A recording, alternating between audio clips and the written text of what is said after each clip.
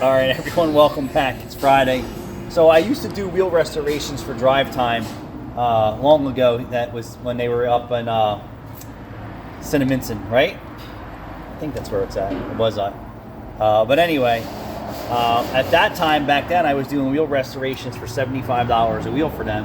But I was getting like 4 or 5 a day. And even back then, it was a lot of work because they weren't getting vehicles that were in good shape. So after like a year of me doing wheel restorations for them, they stopped bringing me wheel restorations, and I'm like, that's weird. Why am I not seeing wheel restorations at $75 a wheel? But they were still sending me recon work. Mm-hmm. And then I was seeing the cars that were coming through with the wheel restorations because they had a mobile guy come do it, and this is what you get. The paint washes right off. Yes, that's paint, people. And they just spray everything, and then when they go to clean it, it washes right off because they don't prep the wheel, they don't sand it, they don't get any grease off of it. They just spray it, and then they send it. And somebody approved it, but he was cheaper. And I was like, well, yeah, that's what you get for 75 bucks, or sorry, 50 bucks, is that you get somebody to spray paint your wheel, and then the paint washes off in the car washes. There's another guy that it's a used car dealer who uses the cheap guy too. And the customers just have to pay attention to what you're buying. Like, don't settle for less. That's paint that was spray painted on this wheel that washed off when they cleaned the tire. Look, that's what you get from the cheap guy.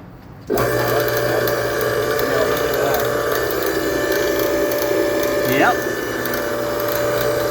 And spray it right through the wheels. So when I do a wheel restoration, we do no painting on the car. The wheel comes off and it gets done properly. So we can spray the rotors. There's always that cheap guy. He wants to spray the rotors. And if you're going to pay the cheap guy to do it, you might as well just bust out a can of spray paint and do it yourself. Because it's only going to wash off anyway. Yeah. That's what the cheap guy gets you.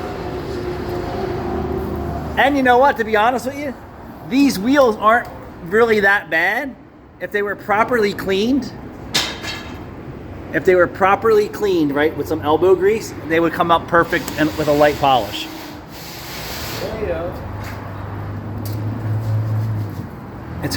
It's crazy what I see here for used car dealers, or what they will do, or how cheap they will be to put a car out. And customers, the body language and the stances, well, let's see what we can get away with. Because they know there's uneducated consumers out there. They don't know. And the reason why I make my content is so you know. Don't buy a car with the tire lights on. Don't buy a car with a check engine light on. Don't buy a car that has rips in the interior. Don't buy a car that doesn't sound right. Don't buy a car that has an engine oil dipstick that's burnt black because it's not supposed to. It legitimately takes you like 5 minutes to do an unprofessional evaluation of a car. If something feels wrong, not even necessarily feels wrong, it feels like they're hiding something. Yeah. That's where they are. Yep. And if you see this crappy paintwork on the car or on the rims, you're like, what else are they hiding? Or the fact that obviously they went the cheapest guy for that. Are they going for the cheapest guy for everything else?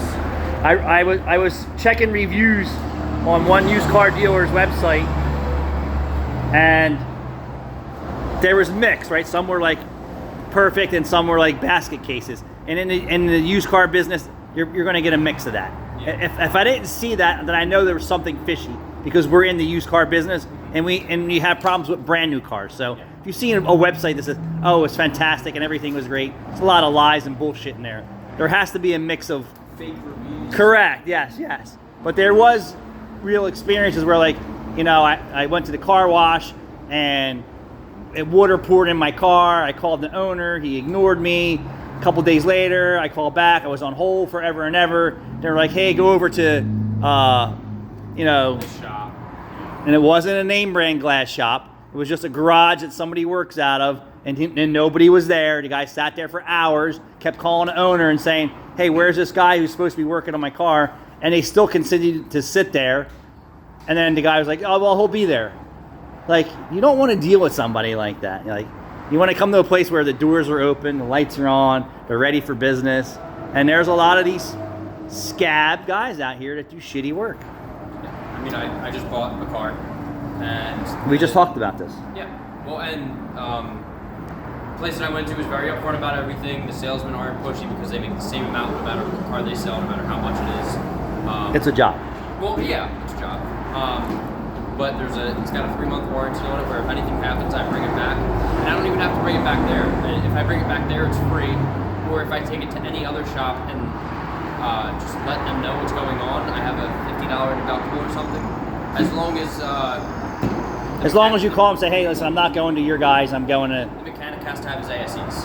That's the only stipulation. Yeah, they don't want scabs. Yep. You know, Any ASE certified mechanic can work with it. or the cheap guy. Yeah. Or the cheap guy, like the wheels behind me. All right, thanks for watching. Stay educated on the car. Yes, pay attention to my videos. Save yourself a lot of headaches.